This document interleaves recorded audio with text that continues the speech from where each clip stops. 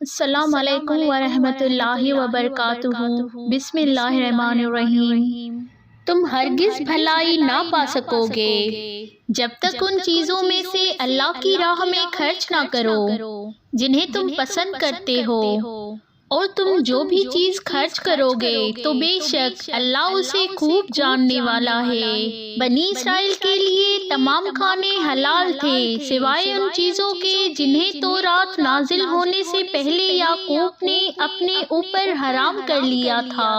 اے نبی، آپ کہہ دیجئے کہ تم تورات لے آؤ اور اسے پڑھو اگر تم سچے ہو۔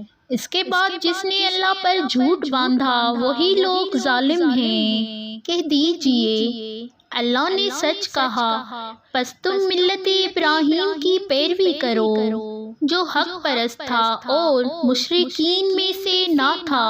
بے شک اللہ کا پہلا گھر جو لوگوں کے لیے مقرر کیا گیا وہی ہے جو مکہ میں ہے، وہ تمام دنیا کے لیے بڑی برکت اور ہدایت والا ہے۔ اس میں واضح نشانیاں ہیں اور مقام ابراہیم ہے، اور جو اس میں داخل ہو جائے وہ امن والا ہو جاتا ہے۔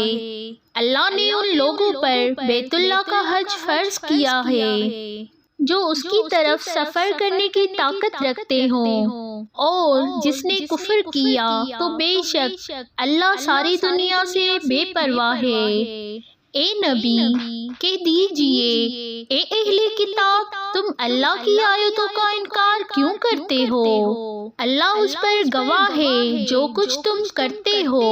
کہہ دیجئے اے اہل کتاب، تم اس شخص کو اللہ کے راستے سے کیوں روکتے ہو جو ایمان لے آیا؟ تم چاہتے ہو کہ وہ ٹیڑھے راستے پر چلے، حالانکہ تم خود اس کی سیدھی راہ پر ہونے کی گواہ ہو، اور جو کچھ تم کرتے ہو اللہ اس سے غافل نہیں ہے۔ اے لوگو جو ایمان لائے ہو، اگر تم اہل کتاب کے ایک فریق کی بات مانو گے تو وہ تمہارے ایمان لانے کے بعد تمہیں کافر بنا کر چھوڑیں گے، اور تم کیسے کفر کر سکتے ہو جبکہ تمہیں اللہ کی آیتیں پڑھ کر سنائی جاتی ہیں اور تمہارے اندر اس کا رسول موجود ہے۔ اور جو شخص اللہ کے دین کو مضبوطی سے پکڑ لے تو اسے سیدھی راستے کی طرف ہدایت مل جاتی ہے۔